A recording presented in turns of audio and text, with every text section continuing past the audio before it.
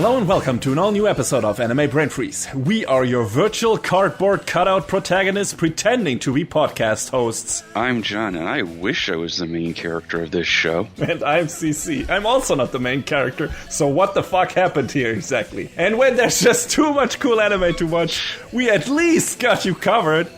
In today's episode, we will make some new friends, and meet some old acquaintances.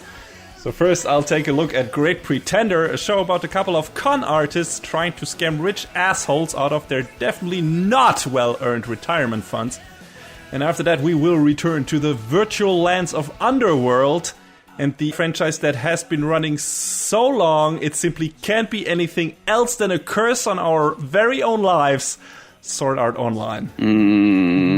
Might be a fun time, probably won't be. Stick around to find out. Don't pause the pod. We'll be right back. Makoto Edamura is a con man who considers himself to be Japan's greatest swindler. One day after trying to pickpocket a foreigner, Makoto finds that all of his money was stolen instead. Chasing the man down all the way to Los Angeles, he learns the foreigner is Laurent Thierry, a French con artist who has ties to international criminal organizations.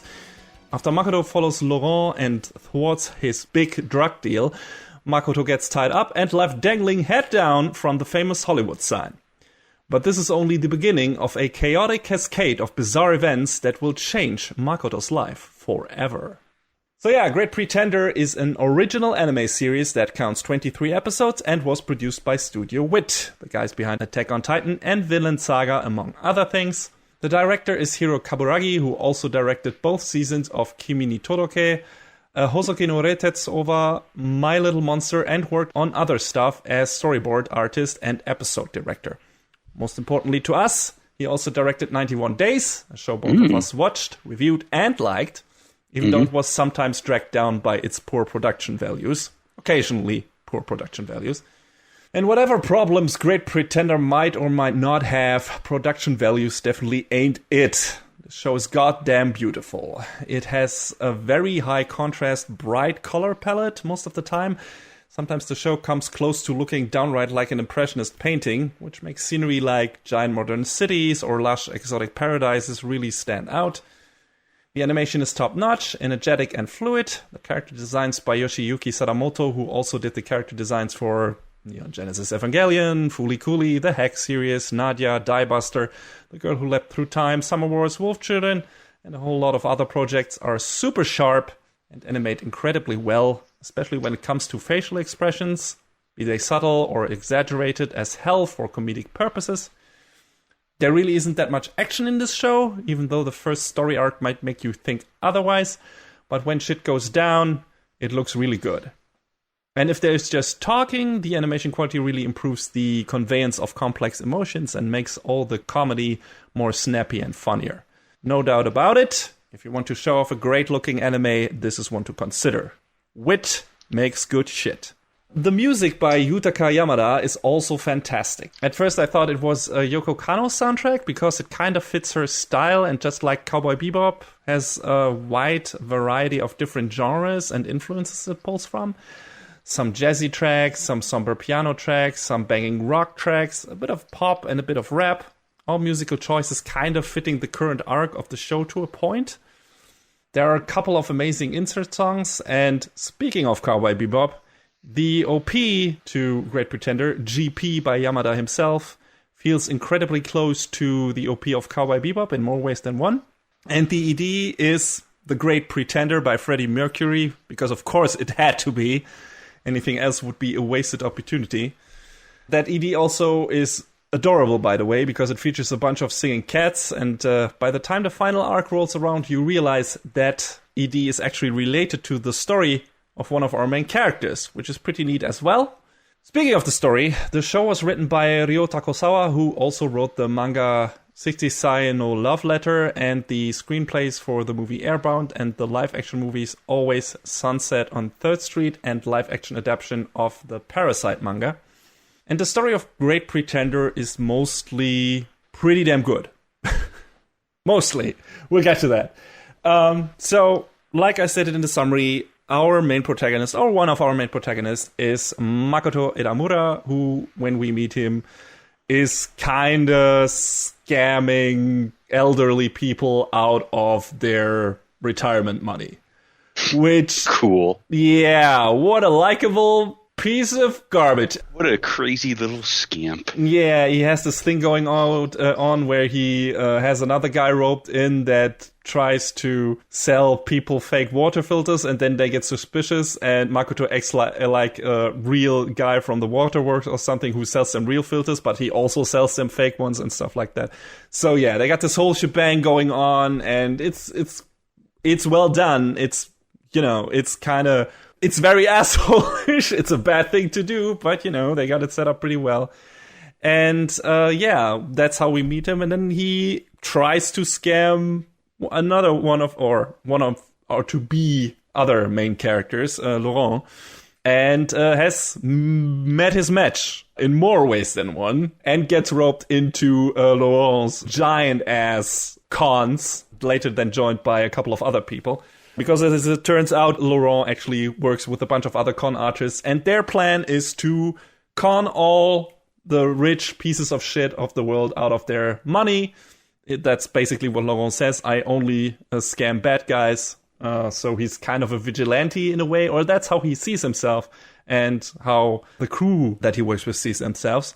Regular modern day Robin Hood, huh? Yeah, pretty much. That's how it works. They are, pretty much all Robin Hood in a way. But of course, it's not as simple as that. Oh, come on. Why wouldn't it be? Yeah, it's not black and white.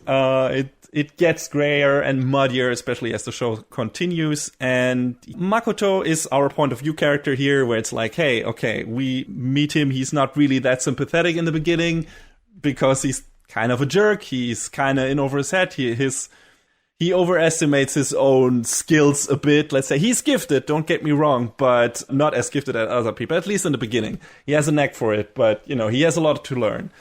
And yeah, we later learn there's some stuff going on with his dad, who was also accused of being a swindler. He was a lawyer, and Makoto was looking up to him for most of his life, and then turned out he was running apparently a scheme which involved human trafficking, which is a whole boatload of much more shittier things. That's a different brand of assholery when compared to scamming elderly people out of their money. But, you know, it's not great how, no matter how you slice it. But, exactly. Yeah. That seems worse. So yeah, that's kind of his background, and you can see, okay, how that is an emotional baggage that he had to live with, and also that made life for him very difficult when that came out. You know, the stuff about his dad.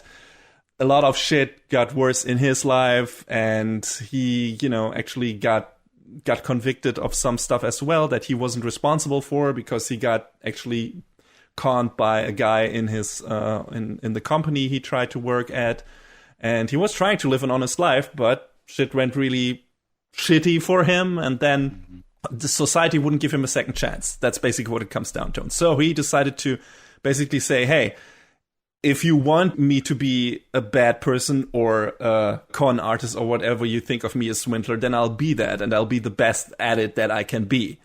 Because apparently that's what society wants me to be, which is kind of I don't know, you're making it a bit easy on yourself. Like, I can see your circumstances and everything. And he also, of course, he has a sick mom who is suffering from the usual vague anime disease.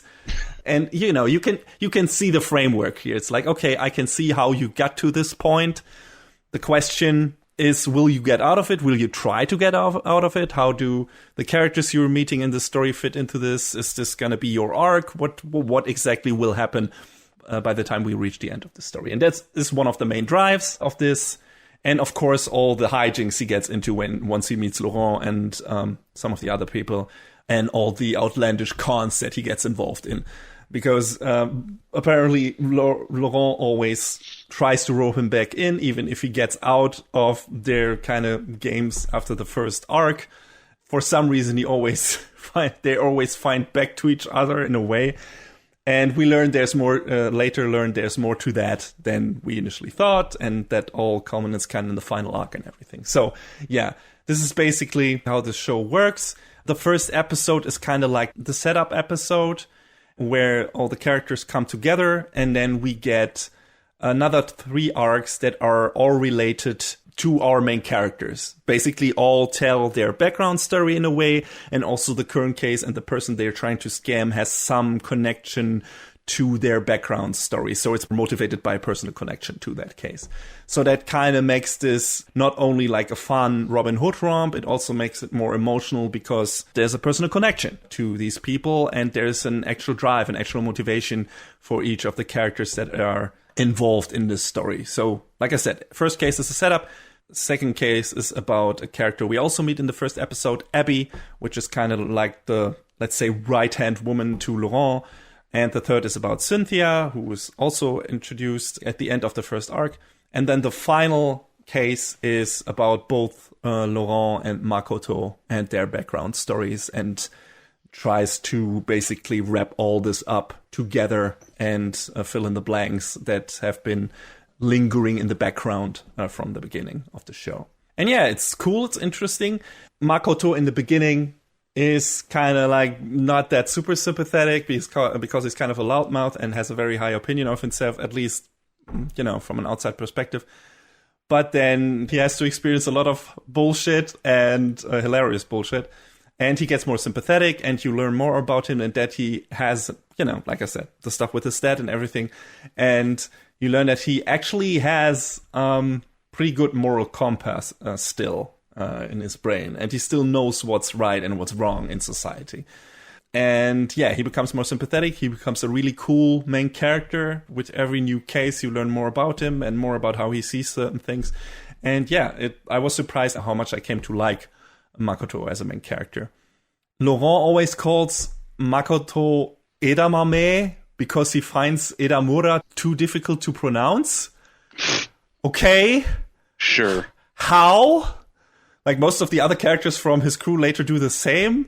And I guess they mostly do it to tease Makoto because the other reason makes no sense to me. Actually, in my opinion, Edamura rolls off the tongue easier than Edamame. But okay, sure, whatever. And yeah, like I said, Laurent is in it to con villains. And we later learn in the final arc how that came to be and everything.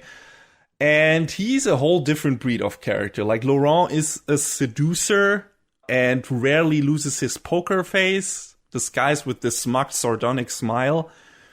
And he never plays with open cards, even when it comes to a teammate like Makoto. Like, he hides a lot of things from his teammates and from Makoto, and it's like pulling, you know, new twists and developments out of his sleeve and surprising people and being like, no, this was actually my plan and stuff like that. And kind of, that pisses off, especially Makoto, for good reason. And like I said, while Makoto has a good moral compass deep down, I can't say the same about Laurent.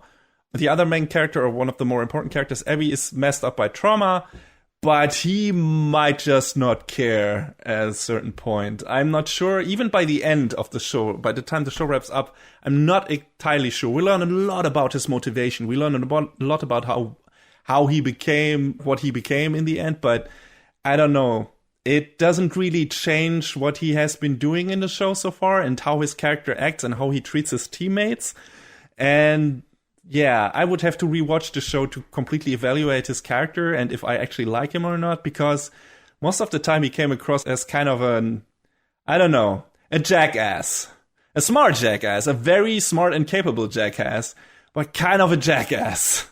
And yeah, I don't know. And like I said, the last, let's say, main character, one of the three, or, you know, you can count Cynthia too, which is also, so let's say the third one of the bunch is Abby, which is this young girl with a very confrontational, aggressive attitude, and she likes to fight a lot. And we learn she has a difficult past as a child soldier and everything, and that gets all brought up in a second arc and stuff like that. But yeah, she's interesting, she's fun. Although, in the first or second episode of the first arc, where it's like, we found out the gang tries to scam like a mafia boss out of his money. And that sounds like a spoiler, and I definitely don't want to give too much away about the series, because a lot of the show is about twists and turns. But yeah, in the first arc, she and Laurent in the beginning tried to scam out the mafia guy out of his money, and then Makoto gets added to that as kind of a fall guy, but, that also takes a different development than maybe Laurent expected and stuff like that. So yeah. But Abby has to sell that a fake drug is actually working on her because she's like kind of the inside girl and the woman the mafia guy trusts. And that scene, man, Japanese people have no idea how drugs work. Like, Abby's overacting is so obvious that anyone who isn't a half-wit would have seen through that coach. Like, she gets so fucking crazy, does somersaults and jumps around the fucking pool and then lets herself fall into the pool. Not even like an overdose of ecstasy would do that shit to you, or I don't know, crystal meth or shit like that. That is fucking insane. Like, it's don't so, know that. It's so, I'm convinced. That's so fucking exaggerated. And they try to handwave it by like saying, hey, no, this is like the super effective drug. You have never seen this shit before. It's like, yeah, but like this wouldn't work in reality. And that's actually the case for a lot of the cons they do in this show. It's like, you look at them and it's like, this would never work in real life. Like, no, not at fucking all. This is so outlandish. And there's so many coincidences perfectly working together that, yeah, this is bonkers. But that's also part of the fun, right? Like these outlandish developments, these outlandish twists. And that's also, like I said, that's the reason why I can't talk about the show in great detail without ruining the experience, at least concerning the first and last case. Because the second and third case are much more grounded than the first and last case, which made it look like the first case makes the show come across as like this super twisty and turny show. Which it is in the beginning, and to an extent in the final case, although not as much. But in the second and third case, it is much more grounded and character-driven, and is actually more of a drama than like this super funny heists, twisty, turny con thing.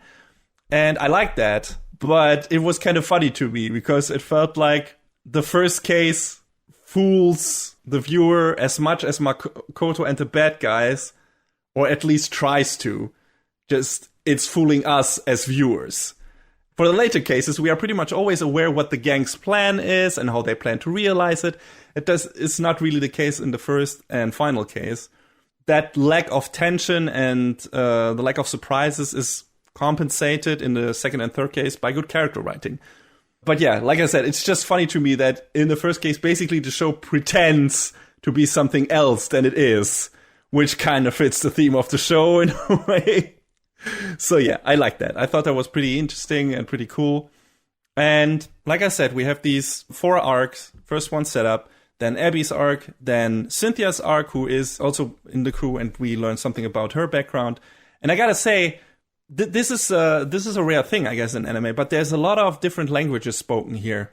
Also, weirdly enough, that's a connection to the anime we're going to review after Great Pretender, because there's also some foreign language spoken in there.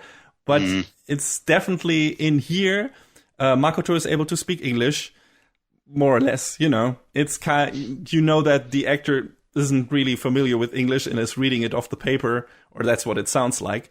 But then we're getting to Cynthia, who is actually supposed to be an English native speaker. And they actually, apparently, it sounds like they got an English native speaker because her English is so much better than Makoto's. It's ridiculous. The discrepancy is kind of staggering. I watched a little bit of a couple of episodes of this show. And the parts I saw that were quote unquote English, it was so hard to understand, and Netflix didn't subtitle those parts, so it's like thank you, thanks for that. Yeah, it's weird. Like in the beginning, Makoto is like, really, hey, I can speak English, and Laurent's also speaking English, also not as great. Yeah, so a lot of English in the beginning, but then it switches over to everyone speaking Japanese at a certain point. It actually says from this moment on, everyone will be speaking in Japanese, or you will hear Japanese, but everyone is actually speaking English. The show actually pauses, and then there are like these words on screen that explain that to you. So I wonder if it might be more immersive to watch the English dub of this? Probably. Kinda? Or have it be a mixed thing, so Makoto maybe talking in Japanese in the beginning, and then everyone switching to English? That would be interesting. I kind of want to check out the dub and how that works. But yeah, we also have Laurent speaking French, and there are some people speaking Chinese, so that show has a very international feel to it. And also, the French also sounds a lot better than the English in this show most of the time, except when Cynthia is talking. So, all I can think of now is some silly shit like in Tekken where everybody speaks their language, but everybody's got a babblefish in their ear so they understand each other perfectly. Something better, apparently, because if it was babblefish, you wouldn't understand the other person. Yeah. I mean, not like Google Translate is much better. That's true. Translation device still have a long way to go, I guess. We're not at Star Trek level yet.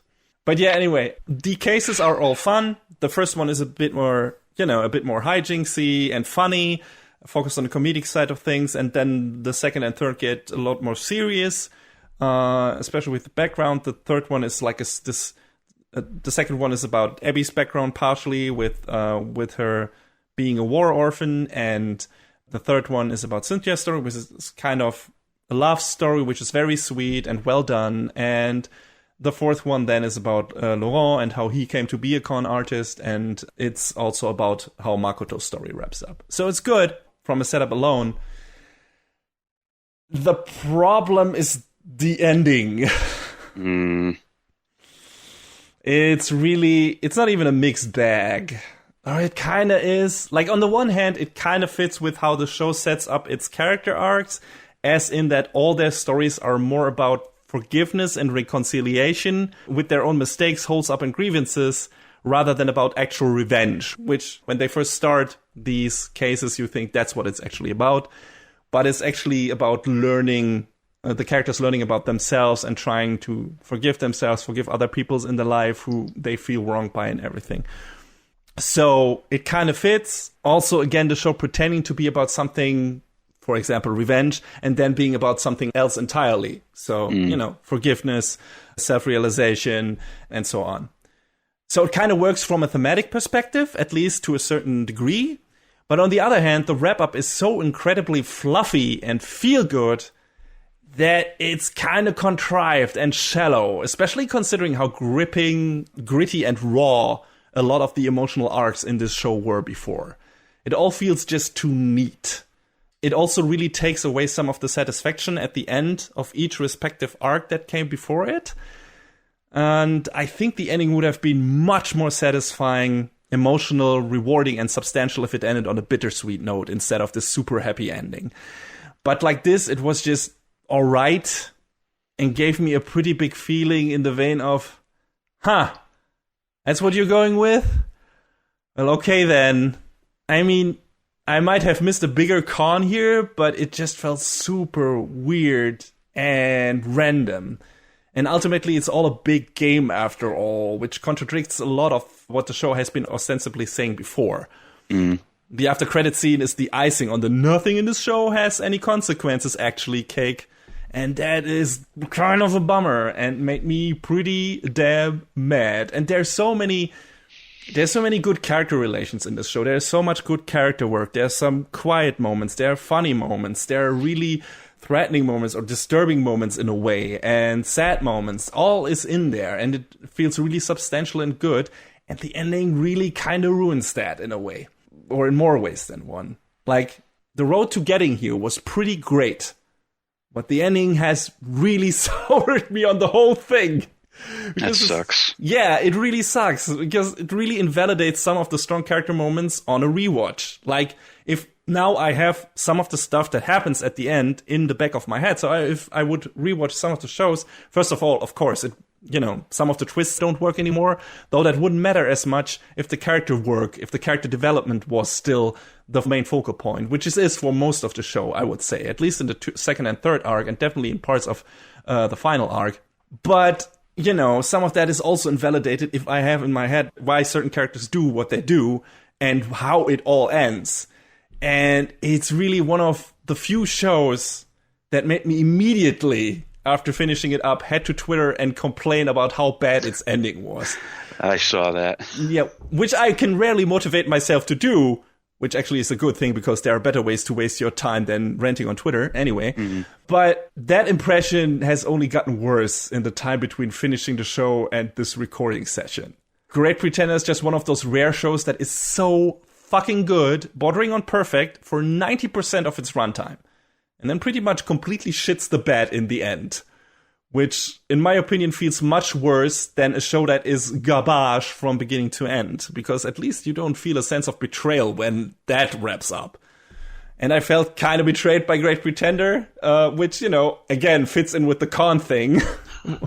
I was going to say, maybe that was the intention all along. Yeah, but it doesn't help the show at all. It's okay, I mean, maybe you were trying to do that, and I can see how that would work, like I said, from a thematic point of view, but it doesn't make the ending anything better, or the emotions feel any more rewarding that, you get confronted with at the end.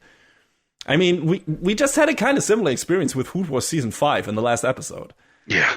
It's like, hey, pretty much all of this was great, and then you get this shit-ass ending, though the reasons that Food Wars ending was bad are completely different.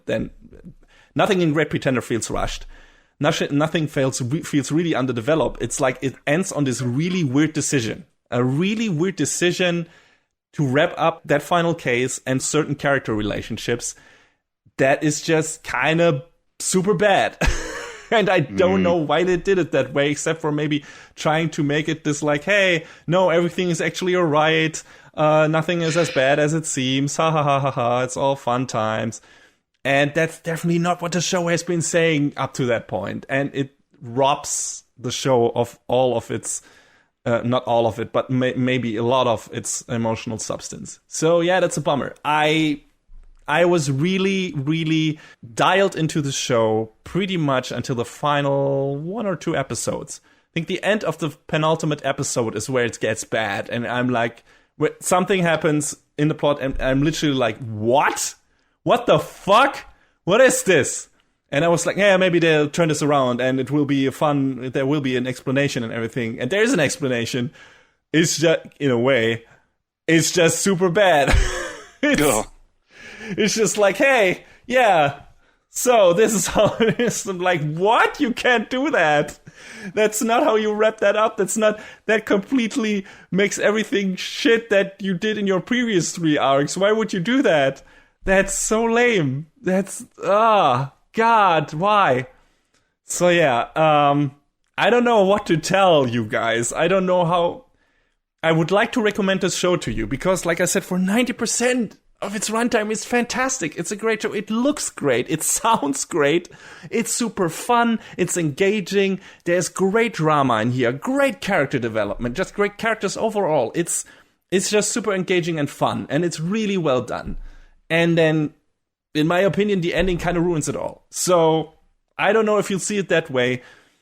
Maybe you will be like, hey, at least 3/4 of the show are great. So I can live with a shitty ending. Try it out then, maybe. But I felt really bad after finishing up the show. I was really disappointed in how it decided to wrap up. And it definitely doesn't stick the landing. Not at all, in my opinion. So yeah, like I said, that's a bummer. I loved this show up to, like I said, the penultimate episode. And then it completely shits the bed. If you want to check it out regardless, it's on Netflix. It's a Netflix show. It has the Netflix money, which shows. You can check it out there. It's, like I said, 23 episodes. Netflix split it up into 2 seasons for some reason, which isn't right. Not at all. Like there was one single show, maybe 2 cores, but that doesn't really make any sense because the episodes are, separated by arcs. And the last arc is the longest one, but not as long that it would be a full core. So makes no sense at all. So whatever. Just a weird aside here. I don't know, maybe they need some more time to dub it and we're like, hey, so we got this. So this is season 1. And now we're going to dub the final arc and that's season 2. Like, what? What Netflix behaves in weird ways. We know that. Oh, yeah. Calling anything anime that is, adheres to a certain design sensibility, even though it has not been produced in Japan. That's what they like to do. Looking forward to that He-Man anime. Well, I mean, that also comes down to aesthetics and what you think about that and whatever. Like, is Castlevania an anime? Not strictly, but it's got all the same design sensibilities, so it may as well be. True. But I would still say, like, in terms of, I mean, it's a super giant, complicated discussion, right? And it's definitely a matter of opinion, and point of view and everything. Anything can be anime in a way, but for me, it always was like, hey, anime is shows from Japan. We made that word meaning that. And yes, in Japan, anime means everything animated. So in that, that would speak for something like Castlevania or something like, the new He-Man show that's coming also, even something like, I don't know, Batman the Animated Series also being anime. But different meaning for Japan. Like back when anime, wasn't a thing and came over here, that's how we determined to name that kind of genre, that kind of medium. And that's what that word means now, has meant over here for decades now. And now Netflix is coming along. No, actually, for us, it also means everything. It just needs to adhere to this certain specific aesthetic, but it doesn't need to be produced in Japan, even though that is what it has meant since forever. It's like, we're going to change that because we have the money. And you're like, hold on a second there.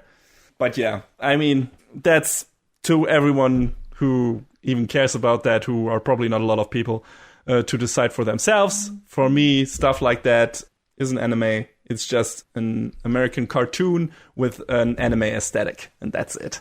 So, there you go. That's my 2 cents on that. Pretty much apropos. But, yeah. Again, final words on Great Pretender, which is definitely an anime. Originally, it aired on Fuji TV, so it was only licensed by Netflix. But I assume they also put some money into that. Anyway, but yeah, great show, fantastic show for 90% or 95% of its runtime. And then it's kind of ruined. So if that are enough percentages to make you watch it, check it out. I think in terms of production values, you will not be disappointed. And right before the end, also character development is great. Everything is great about the show. Everything is fantastic. It's a super fun ride. Really well done. If you can live with the bad ending, good for you. Maybe you won't even hate it. Maybe you will think, hey, that was still fun regardless, and it's a neat wrap-up and everything, and ties everything neatly together. Hey, if that is your takeaway from it, I'm really happy for you. I hope this will then become one of your favorite shows of all time, because it definitely had the potential to be that for me. Didn't make it. So, I'm sorry, Great Pretender. I hate to end one of my reviews on a downer note again this season, but I can't pretend to like the show more than I do.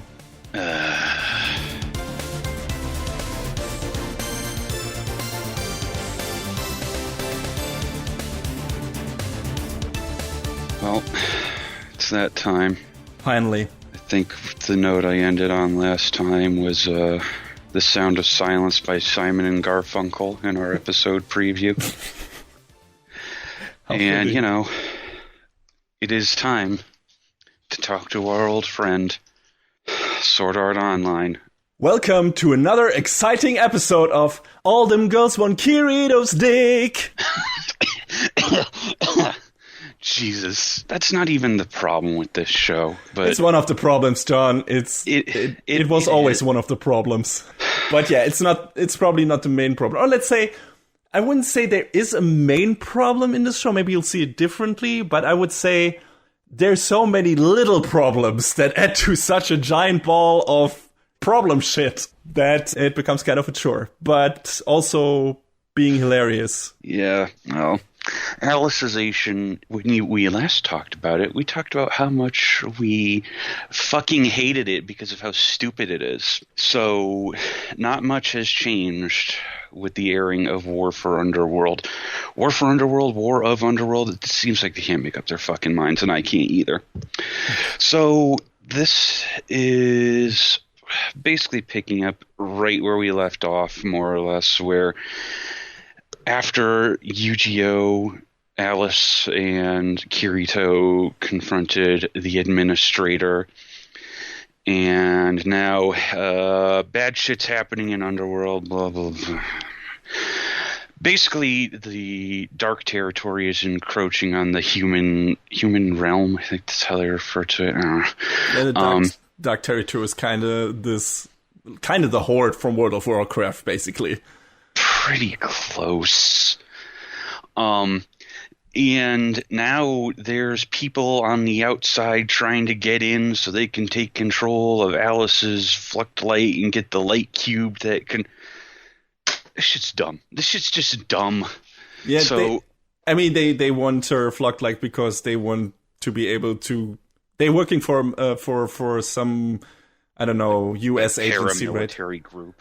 Yeah, but the Americans hired them or something, right? That's what the show was saying, right? And so they want to get Alice Fluctlight because originally the Japanese also wanted to use Alice to create this AI that is able of killing people on the battlefield, which is, all right. That seems like it would violate many treaties. Yeah, it definitely.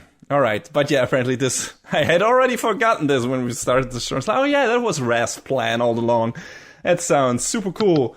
Kikuoka is a cool guy. They tried to make him a cool guy by the end, but yeah, you always have that in the back of your head. It's like, wait, that was your initial... Wow, okay. That's a big nope for me, dude.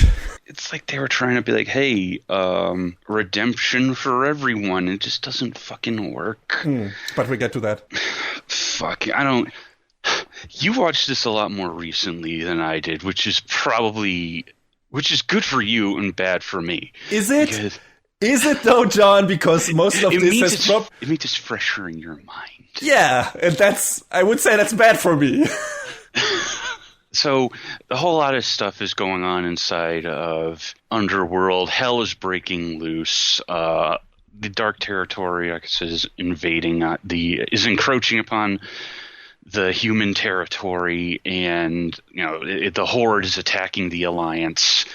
Yeah, pretty much. The Alliance, which pretty much were the enemy before in the previous arc, so now we have to like all the characters that we were supposed to hate previously, which is a difficult thing.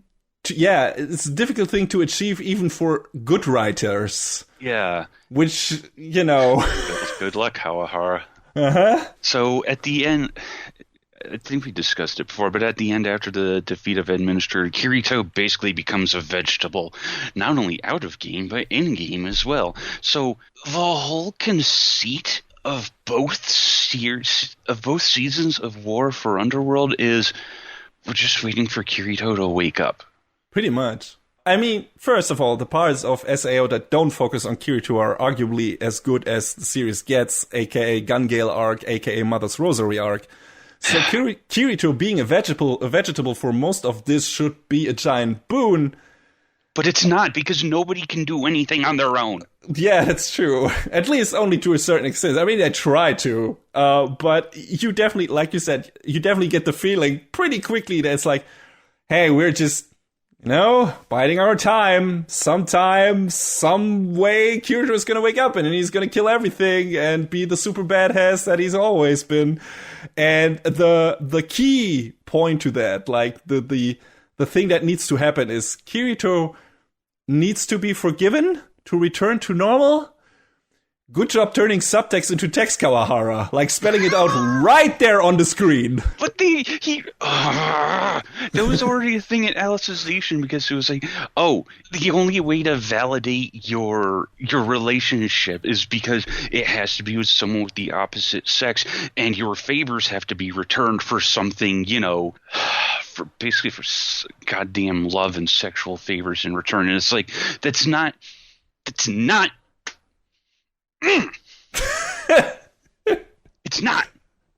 It's definitely not. It's something. It's a can of worms, but goddamn, it's not good. That's what it is.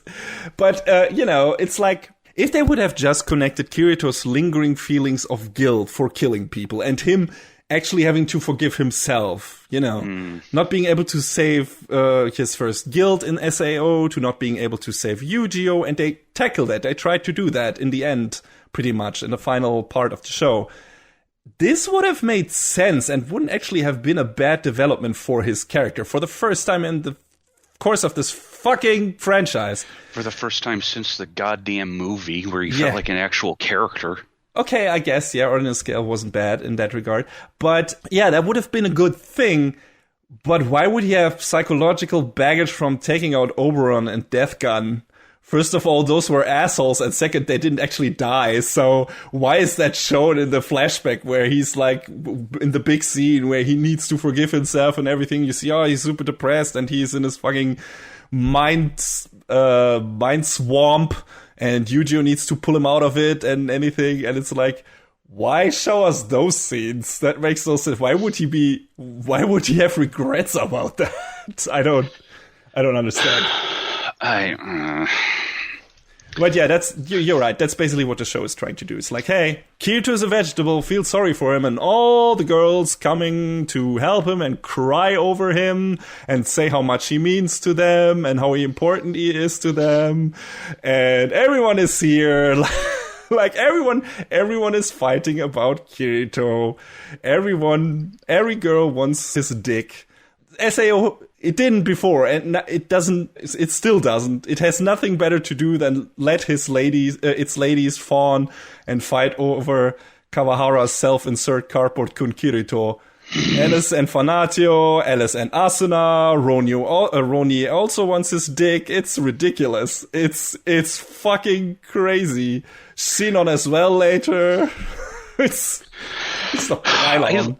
I liked Shinon at first too because she was keeping Kirito in line, and then she just started to at some point started fawning over him, and it's like, okay, you're not the character you originally were. It's like when we talked about Food Wars, this fucking flip in the 11th hour that Erino went through. It's like, no, that's not the character you originally wrote. Yeah, and of course you could say hey, no, this is all platonic and they all just want to be friends with Kirito and their friendship means so much to them and he has enriched their lives because they were friends. That's not how the show frames it.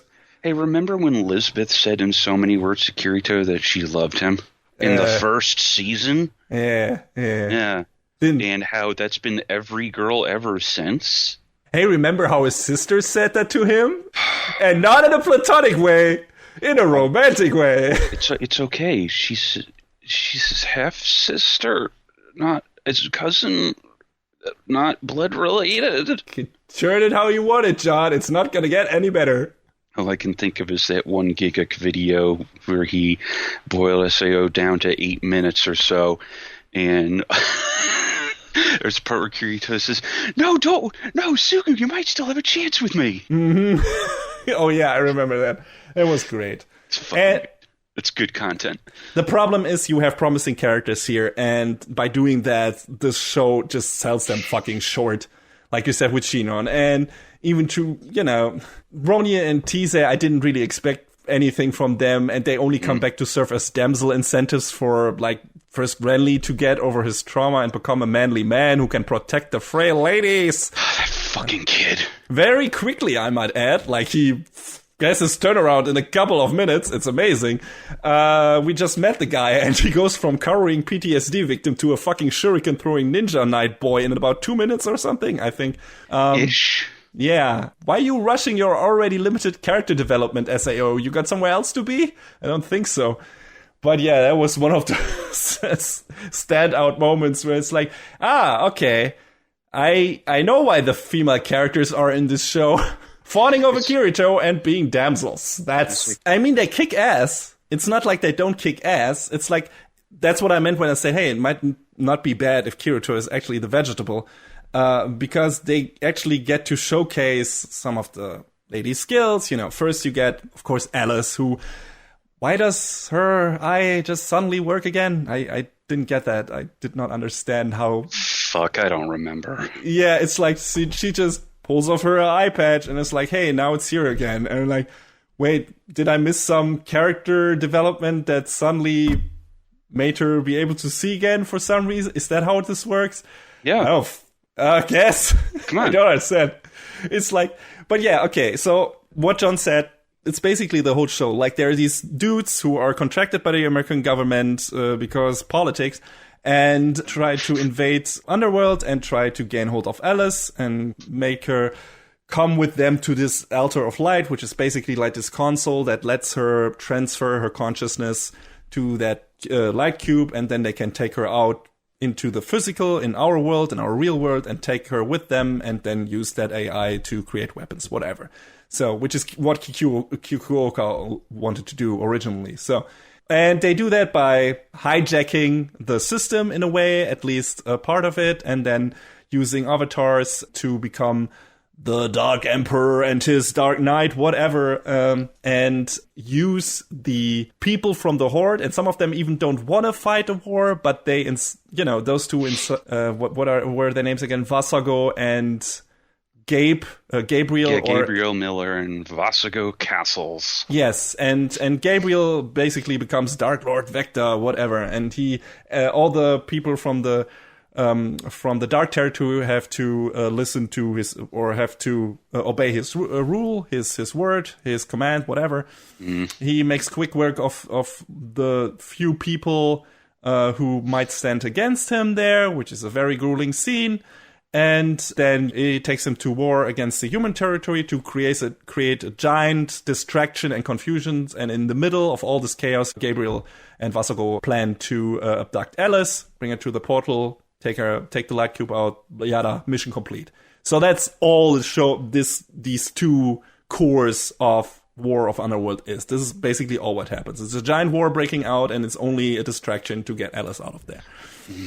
And then we have Kirito as a vegetable, and we have Alice, who, wants to get him back to normal as well, but also wants to, after a quick reconciliation, everything wants to help the other Integrity Knights, who they fought against before, to help them fight against the Dark Territory forces. And that's basically what it is. They fight a lot, and then some people from the real world that are on Kirito's side join in, namely Asuna, who comes in first, and then we later get Shinon, we get all the other ones, basically. Everyone who was introduced in Alfheim, I guess, in the Fairy Dance arc. Basically everyone who matters. Yeah, kind of, and doesn't matter, really. Well, yeah. Yeah. Everyone who doesn't matter, but actually does, but doesn't. And it's kind of like, and it's this big war, and it gets super dramatic, because then the asshole paramilitary group that, Gabriel and Vasago belong to, the guy, what was his name? Not Jitters. What was the guy? Their hacker. I forgot. Oh, fuck. Doesn't matter. But he actually does this trick where he calls upon a bunch of American players. Here's this new game. If you join the server now, you can test it out and everything. And basically uses them to bolster the Dark Territory forces, and they slaughter all the human empire forces and so on. And then at the end, it's this big brawl between the players who get lured under false pretenses on the server because they think it's just a game, and they don't know that it's populated by AIs who kind of have something maybe close to a real brain and everything, and real life experience and experience pain and everything. For them, it's just a game. And also the guy who works for Gabriel is doing this thing where it's hey, Japan is doing a bad thing and is hijacking. Actually, these are our servers and they're hijacking it, so please help us fend them off. And it's this weird kind of political statement, but also not really. And China gets involved, and Korea gets involved, and it's just a giant mess.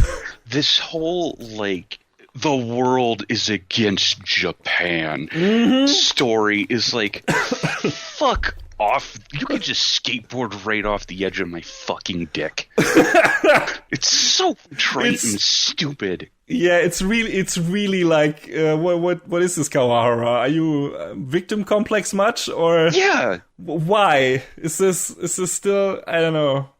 What is happening here? Nobody sees Japan like that anymore. What? Kawahara's gonna fucking come out as a goddamn World War II apologist. Yeah, I wouldn't be surprised by that. Not at all.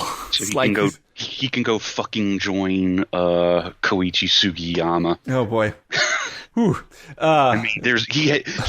Sugiyama has other problems too, but yeah, I guess all of this was super weird.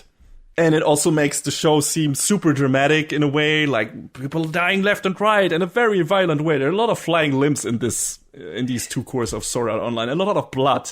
Isn't melodrama cool? Yeah, Sword Art never was that bloody, but boy, is it now. Holy shit, is that a gory, has this become a gory show? It's really kind of crazy.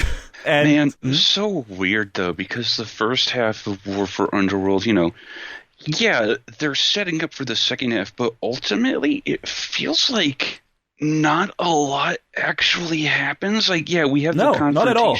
We have the conversation between the light and the dark. And, I think if I have to say one good thing about this, one was the fight between Iskan and Sheta. Because that was dope. That was really dope. That's true. Iskan in general was a cool character, in my opinion. He was fun. And the fact that, after they're done swinging their fists and their swords, respectively, they're both sort of like, hey, you know what? You're pretty cool. It's been a while since I've had, a good fight like this. And these, seeing them sort of get to know each other through battle, it's a stupid, dumb trope, but I fucking love that shit. Because, sometimes you don't need words. You just need to fucking throw hands. Yeah, let the fucking fists speak. It's cool just seeing them at the end of it being like, all right, I see you. You're all right. I mean, they kind of speak the same language in a different way. Sometimes love works in mysterious ways, so I can deal with that. Of course, it's a bit hokey, but it's still fun. It's like, yeah, I liked it. And also, I like these characters in a way. And especially, now I forgot his name again. The pugilist guy. Yeah, Iskan. Iskan, right.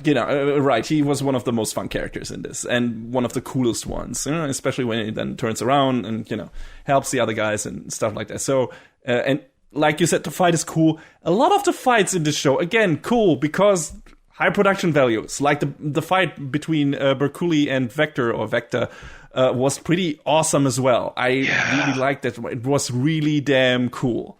And also the final fight, don't even want to say it, but like the final fight against Vasago, because it goes through multiple stages and everything, also pretty cool. Speaking of Vasago... Was he supposed to be the final boss? Because he wouldn't fucking die. Yeah, also, it felt like he should have been the final boss. Because so much time was put into his connection. He was, as it turns out, Vasago was the leader of Laughing Coffin, apparently, which was, this assassins group in Sword Art Season 1. We lured the assault team that Kirito worked with into Laughing Coffin's hideout in Season 1 to make them player killers. And, they all got killed and player killed. And it was a kind of alright callback to Season 1.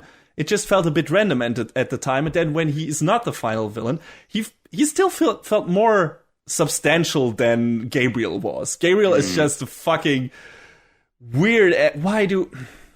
John? Yes? Why do a lot of SAO's villains have to be so fucking rapey? Because that's all Kawahara knows how to write. Like, isn't it enough that Gabriel / Vector is a fucking psychopath and a literal soul eater? No, it's not enough. He has to also be a rapist. Yeah, it's really like, your soul will be so delicious. I hunger for your soul, your sweet, innocent, young and tender soul, your underage soul. It's like, get the fuck out of here. It's like, whoa, pause. We need to get Chris Hansen on the line. Yeah, exactly. Please take a seat.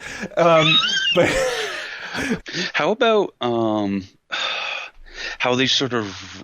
And I guess this was in one of the side novels, how they sort of retrofitted the characters from Ordinal Scale in there. I mean, it was kind of cool in a way. In general, the ending had like this... They were definitely going for this everybody is here feeling, like Smash Bros. Ultimate thing. Where it's like, hey, now these characters from Alfheim show up, and now here is a reference to all seasons of Sword Art, and the girl from Mother's Rosary pops up and helps Asuna, and basically as a spirit ghost, whatever. And but Yuki still gave her girlfriend the will to fight. Exactly, and that's cool, and that was one of the better scenes. And then you get the guys from Ordinal Scales showing up and fighting Vasago and not really accomplishing a lot. Yeah. But it was still neat seeing them in a way, and the show calling back to all what came before it. The problem is a lot of what came before it was also shit. So it's not like we felt like, wow, great, oh my god, that's fantastic, and oh my god, they're finally killing the guy who was apparently the main asshole in Season 1, besides, the guy who actually created Sword Art Online. But, Not the franchise, the actual game. I mean, I'm not calling Kawahara an asshole. In order to defeat Sword Art, we must defeat Kawahara. Yeah, that's the ultimate goal. Definitely the final boss.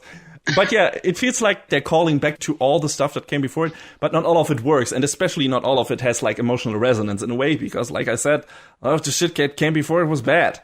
So it's like, okay, I get what you're doing, still don't really feel anything about it.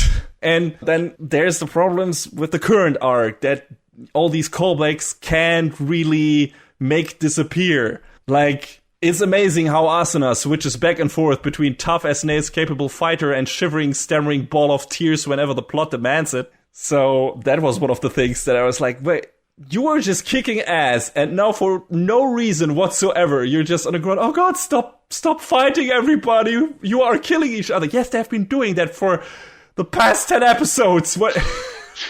Why are you surprised? What is happening? And yeah, it's such a weird patchwork thing, this core, and it's there's so much, like you said, I wrote this in my show notes, literally, all of this is really dumb. And that's what you said. There's so much dumb shit happening. Wasago, who still in my opinion should have been the final bad guy, in terms of how they set him up, in terms of what he means, he has an actual connection to Kirito. He's that's what you want out of a final boss. You want an emotional connection with the main character so that it feels better when that asshole gets beaten to a pulp. Yeah, but Gabriel has a connection to Shinon, who has a connection to Kirito, so He doesn't really have a connection to Shinon. They met in the game once and he beat her. That's not a connection. That's a fucking lame-ass bullshit reason. No, fuck you. It's good enough because I said so. I'm Kawahara. Then it should have been Shinon who fucking kills him. It should have been! And it's not. Fuck! Wait, who kills him actually? Is it Alice? Is it Kirito? I don't remember. I'm pretty sure it's Kirito. I don't remember. I mean, he dies in a different way. Like, that's also super weird. It's like, hey, actually, these people shouldn't be able to die in here, but because Kawahara said so, they're gonna fucking die. Although Wasago apparently didn't die, just like the teaser at the end. Apparently, one of the men said that his bed was empty when they got there, and only Gabriel was there, and he got pulled in by the girl he killed as a child, and basically gave him a brain aneurysm, I guess, and made him tear out his nails. That looked rough. But yeah, I mean, at least he gets his comeuppance. But in fact, Gabriel is such a non-character. He's like this fucking psychopath with no real motivation aside from causing chaos and doing his job, and he's not interesting, and there's actually not that much time spent on him. We see like this one episode where it's determined, hey, he really is a psychopath. He killed that girl and then he thought he saw her soul, and he wanted to see and consume souls again, and he's just a crazy person.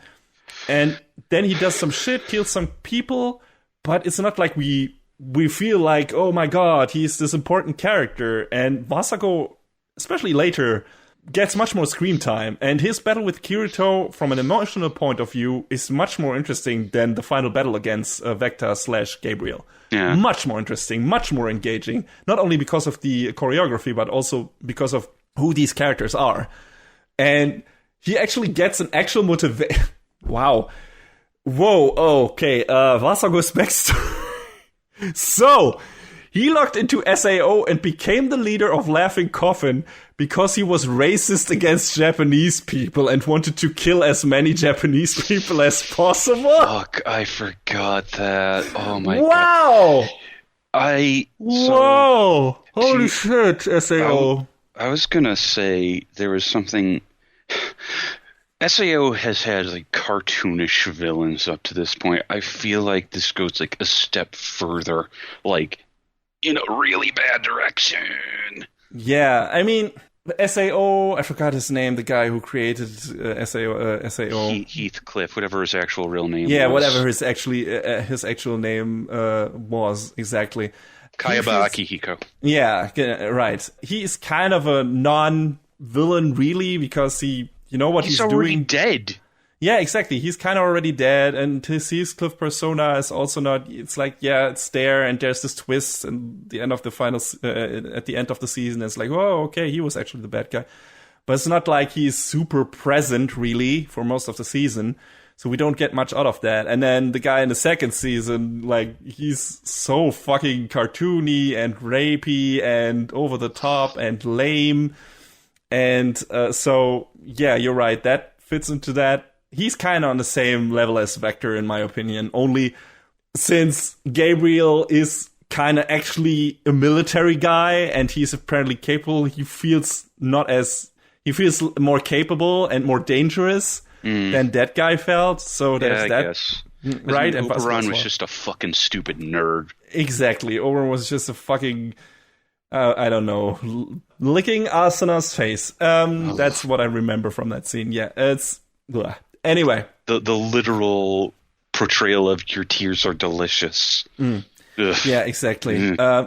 I felt like Deathgun was probably the best out of all of them as a villain.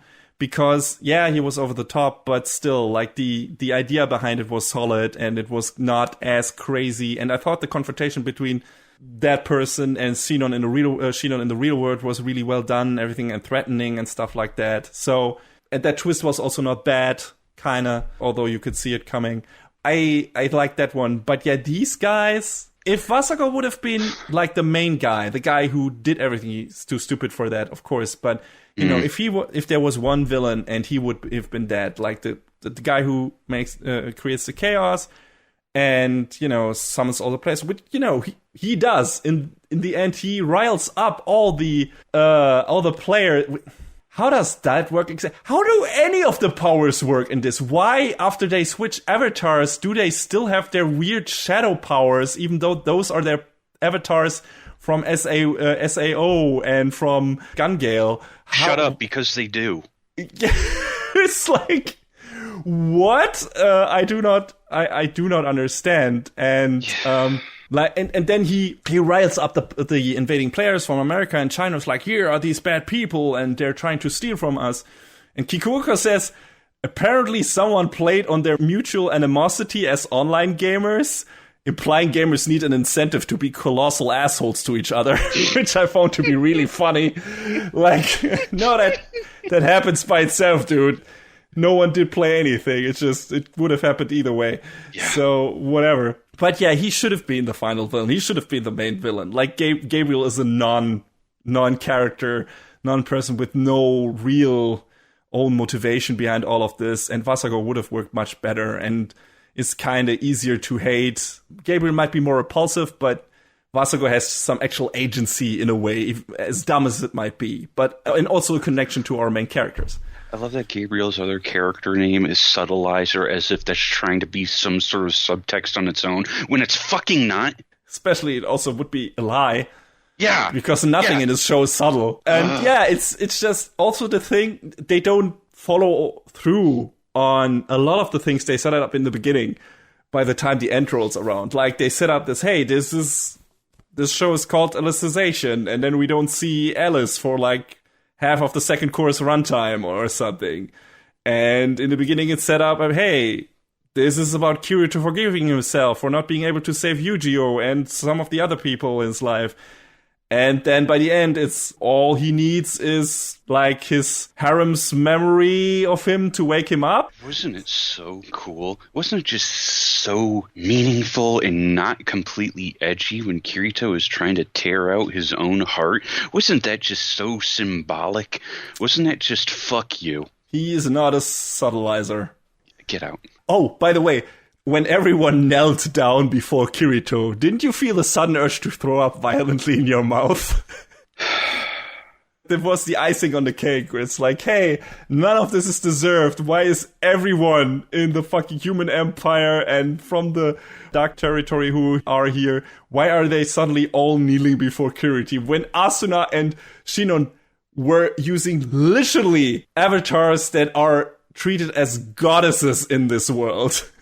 But that one black swordsman, well, he's the guy we need to kneel in front of for some reason. He's the savior. We need to... Oh, yeah. Oh, yeah. Oh, he's the savior. Oh, holy shit. Can we... How about everything that Suguha did to help out? Do you remember when she got ported into the world? Mm-hmm. And gets immediately tentacle raped?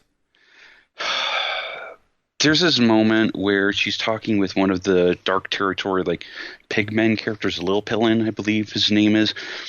And they're talking. Who's very, very handsome for an orc. Like, he is a downright Bishonen pigman, and she made me laugh. But and, you know, Sugu / Lipa, however you want to fucking refer to her, is trying to, you know, get some information out of him. And Lil Pillin is like, listen, I don't feel comfortable with this. I'm going to take you to my leader. And Lifa's like, hey, all right, you know, if that's what you want to do. And it feels like they have this moment where it's like, hey, you know, we're talking, we're not fighting, we're coming to an understanding about, you know, how each of us wants to approach this situation. And then tentacle rape. Mm-hmm.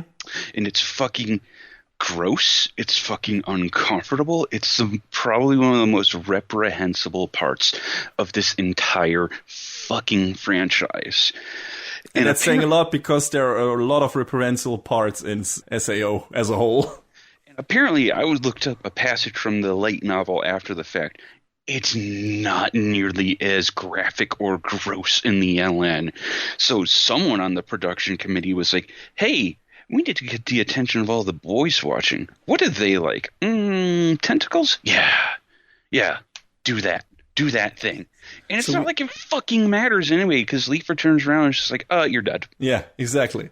It's like, hey, I'm going to overwhelm you with all my energy that I actually have for some reason, so fuck you.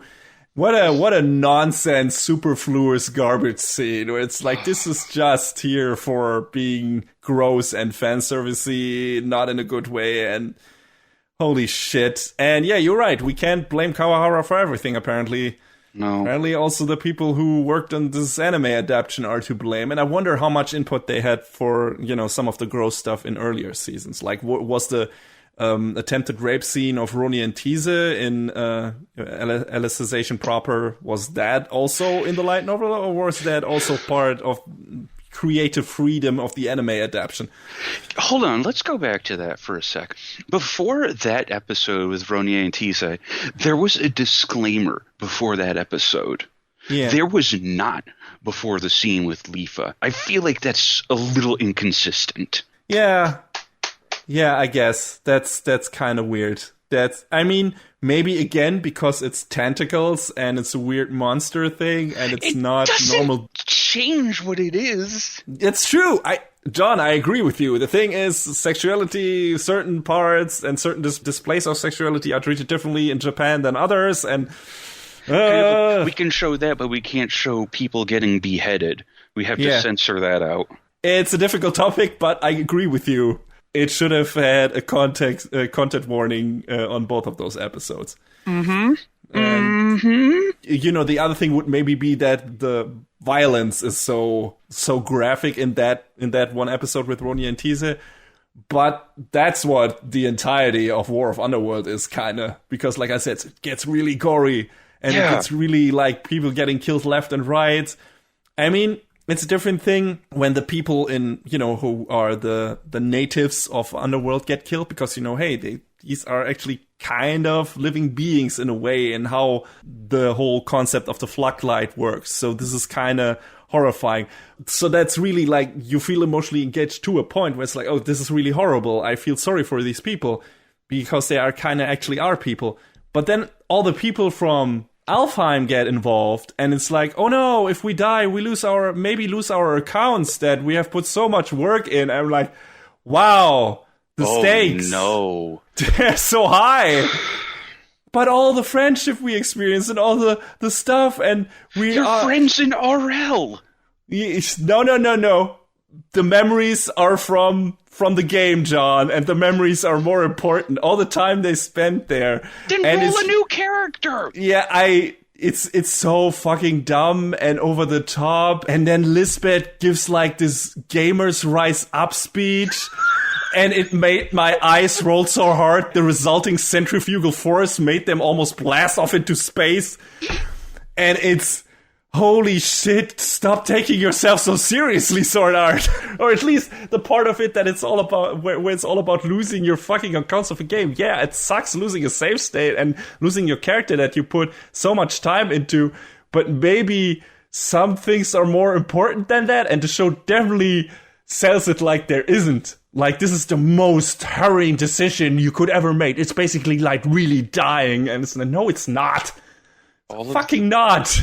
All of the big beats in the show that are supposed to be super emotional just fell so flat for me all throughout. There were other shows that I was watching that had arguably less emotional weight to them that I was getting more touched by than this fucking horse shit.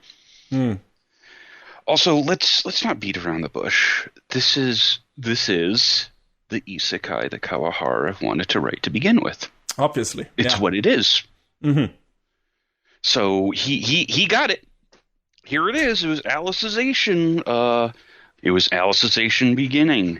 It was Alicization rising, uniting, invading, exploding, awakening, lasting. Those are all the names of the fucking parts of this arc. You know, oh yeah, it's fucking, it gives more, there's so much meaning and bullshit.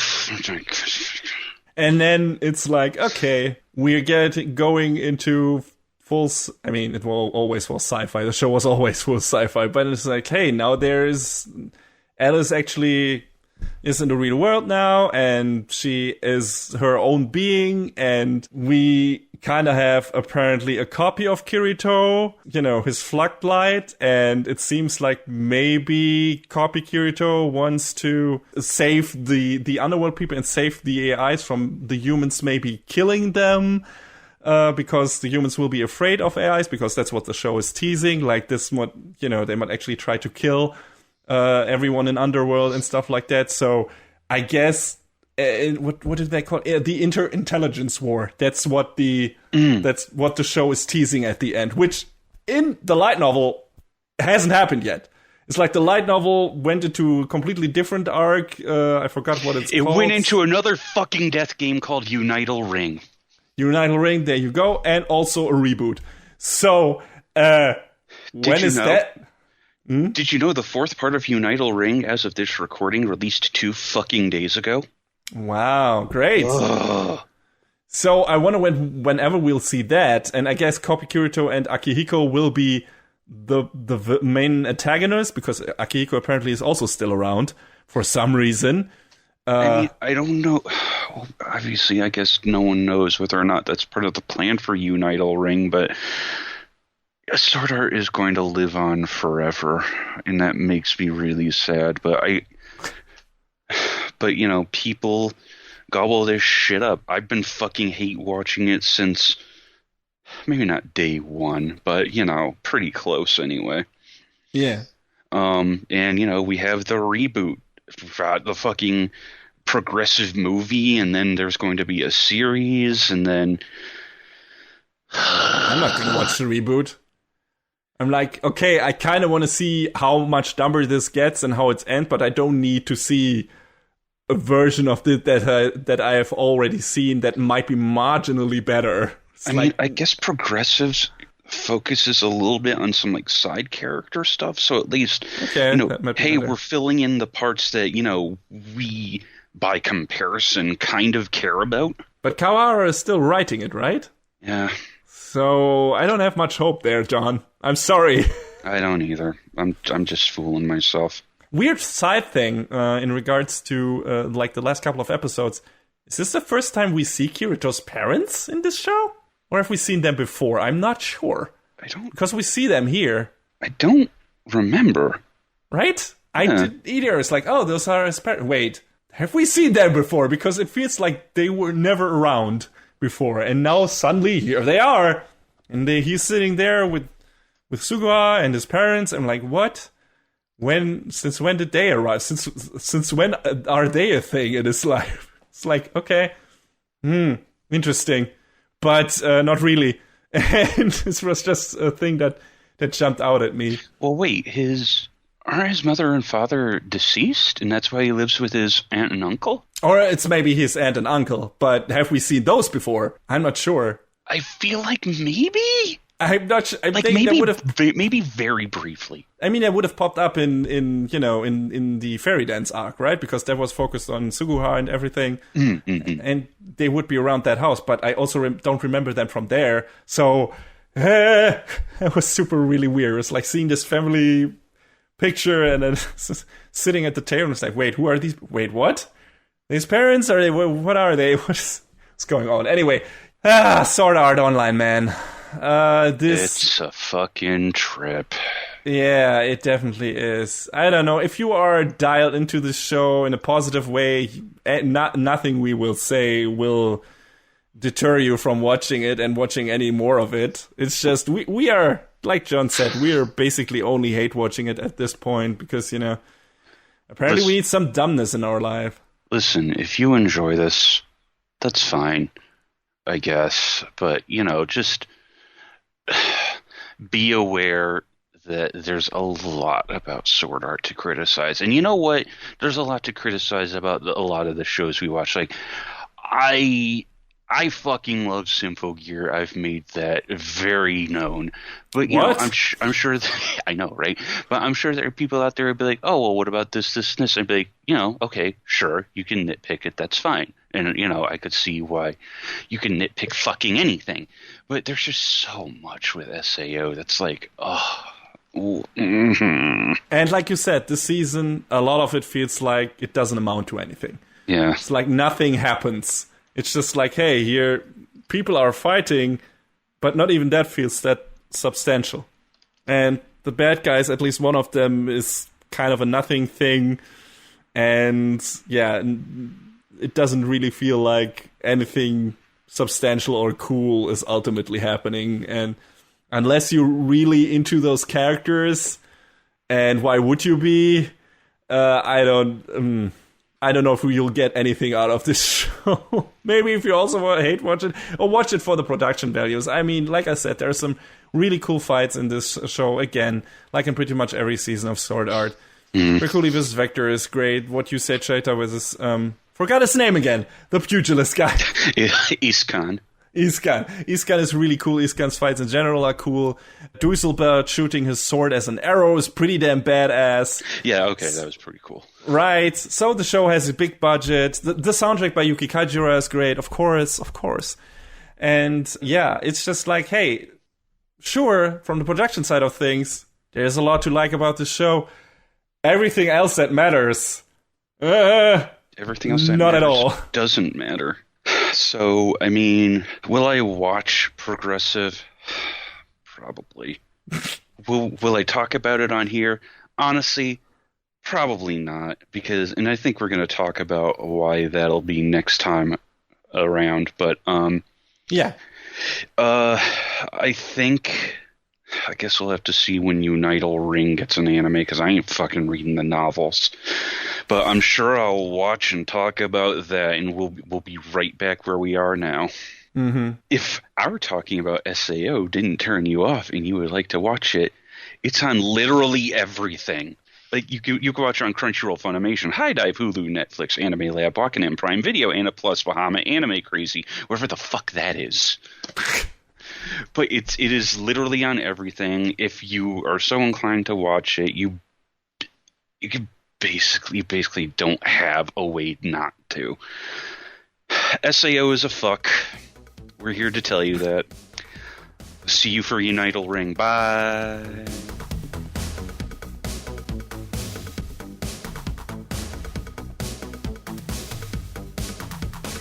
And that is a wrap on the 104th episode of Anime Brain Freeze. All the music in our show is from the Double Dragon Neon soundtrack by the amazing Jake Kaufman. Please go to vrt.bandcamp.com and check out his awesome work.